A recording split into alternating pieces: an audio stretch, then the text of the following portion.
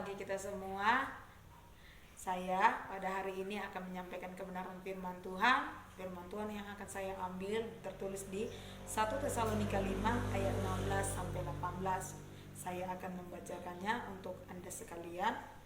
Bersukacitalah senantiasa, tetaplah berdoa, mengucap syukurlah dalam segala hal, sebab itulah yang dikehendaki Allah dalam Kristus Yesus bagi kamu.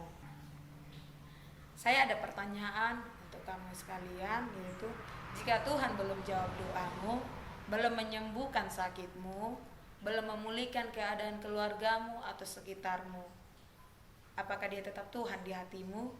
Apakah namanya tetap kamu permuliakan? Apakah kamu akan tetap menyembah Dia di dalam hidupmu? Gimana dengan sebaliknya? Jika Tuhan menjawab doamu, jika Tuhan memulihkan keadaanmu, keadaan sekitarmu, jika Tuhan menyembuhkanmu, jika kamu mengalami pangkatan di dalam jabatan, jika kamu mengalami keadaan baik, apakah hatimu tetap mengucap syukur di dalam Tuhan? Apakah Dia tetap Tuhan di hatimu? Apakah kamu tetap menyembah Dia di dalam hidupmu? Apakah kamu tetap merendahkan hatimu dan menyadari bahwa segala sesuatu adalah berasal dari Tuhan, semua adalah kasih karunia Tuhan? Kita belajar dari kisah 10 orang kusta yang disembuhkan Tuhan. 10 orang kusta yang disembuhkan Tuhan, hanya satu orang yang datang kepada Tuhan yang mempermuliakan nama Tuhan. 9 orangnya kemana?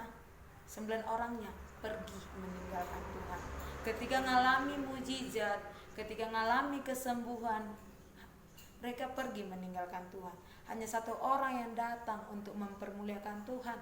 Hanya satu orang yang datang kepada Yesus. Hanya satu orang. 9-nya meninggalkan Yesus, pergi meninggalkan Yesus. Kisah tadi bisa kita lihat semuanya, dan nanti akan kalian baca masing-masing di tempat kalian masing-masing di Lukas 17 ayat 11 sampai 19. 9 orang yang disembuhkan oleh Yesus dari penyakit kusta pergi meninggalkan Yesus. Satu orang datang mempermuliakan Allah. Sikap yang menyadari bahwa segala sesuatu adalah berasal dari Yesus akan membawa kita untuk terus mengucap syukur, untuk terus datang mempermuliakan Tuhan. Kembali dengan pertanyaan tadi, jika Tuhan menyembuhkan sakit kita, jika Tuhan memulihkan keadaan kita, apakah kita akan datang kepadanya mempermuliakan Tuhan? Apakah kita akan datang kepadanya mengucap syukur? Apakah kita menyadari bahwa segala sesuatu adalah kasih karunia Tuhan, semua karena Tuhan? Kondisi apapun yang dalam kehidupan kita, baik atau buruk, Tuhan rindu kita terus mempermuliakan namanya. Tuhan rindu kita terus mengucap syukur, menyadari bahwa itu semuanya adalah berasal dari Tuhan. Tidak ada satu kondisi pun yang Tuhan rencanakan untuk membinasakan kita.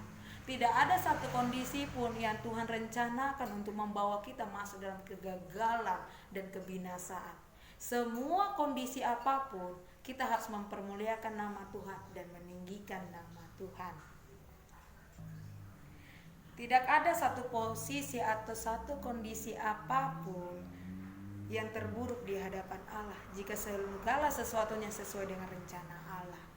Baik kondisi ketika keadaan baik atau buruk, posisi apapun itu, Tuhan rindu namanya dipermuliakan dalam kehidupan kita. Ketika kita mengalami sakit, ketika kita mengalami down, ketika kita mengalami ketekanan, keterpurukan apapun, Tuhan rindu kita tetap mempermuliakan namanya, kita tetap meninggikan namanya dan memasyurkan namanya. Ada rencana Tuhan yang terbaik di setiap kondisi kita. Ada kehendak Tuhan yang harus kita kerjakan di setiap kondisi kita. Saat kita mengalami sakit, Tuhan memiliki rencana yang terbaik di balik itu semuanya. Tuhan punya rencana, Tuhan memiliki janjinya dalam kehidupan kita. Oleh sebab itu, dua kondisi yang berbeda, yaitu baik dan buruk, Tuhan rindu kita mempermuliakan namanya. Dan di dalam dua kondisi ini juga, kita juga dituntut. Apa itu yang dituntut? Yaitu pikul salib, sangkal diri, dan ikut Dia setiap hari. Memikul salib baik di dalam kondisi apapun itu, baru mengikut Kristus baik dalam kondisi apapun itu, menyangkal diri baik dalam kondisi apapun, itulah yang Tuhan kehendaki. Setiap waktu momen dalam kehidupan kita, Tuhan rindu kita itu pikul salib, mengikut Dia setiap hari, menyangkal diri kita setiap hari. Tuhan rindu namanya dipermuliakan, dimasyurkan melalui kehidupan kita. Oleh sebab itu, ayo kita mengucap syukur, berdoa dan mempermuliakan nama Allah di dalam kondisi apapun, mengucap syukur dalam segala hal. Apapun itu kondisi kita, mengucap syukur. Banyak hal yang harus kita syukuri. Bangun pagi hari, kita masih dapat menikmati hidup, bisa menyambut, bisa melihat orang-orang di sekitar kita. Di saat kita walaupun mengalami tekanan, kita masih bisa menikmati hidup. Tuhan masih kasih, beri nafas kehidupan bagi kita. Jangan berlama-lama di dalam keterpurukan, jangan berlama-lama dalam kekecewaan, jangan berlama-lama dalam intimidasi. Kita harus bangkit, mempermuliakan nama Tuhan. Semuanya berasal dari sikap hati. Saya akan bertanya kepada kamu sekalian, coba kita renungkan baik-baik. Gimana sikap hati kita ketika kita mengalami sebuah kondisi di kehidupan kita? Apakah sikap hati kita mengucap syukur, mempermuliakan nama Tuhan? Tidak hanya dalam kondisi buruk, tapi saat kita mengalami yang namanya kondisi baik, apakah kita mengucap syukur, mempermuliakan nama Tuhan, dan kembali kepada Kristus? Atau kita lupa dan mengabaikan panggilan Tuhan? Kembali lagi, jika kita mengalami saat ini posisi di mana posisi itu kita mengabaikan dan lupa bahwa segala sesuatu adalah kasih karunia Tuhan, kita beroleh keselamatan adalah kasih karunia Tuhan, kita dapat hidup hari ini adalah kasih karunia Tuhan, kita dapat menikmati hidup, dapat melayani, segala sesuatunya adalah kasih karunia Tuhan. Apakah kita mengucap syukur dan selalu memiliki hati hamba, hati yang setia, hati yang taat? Terima kasih, Tuhan Yesus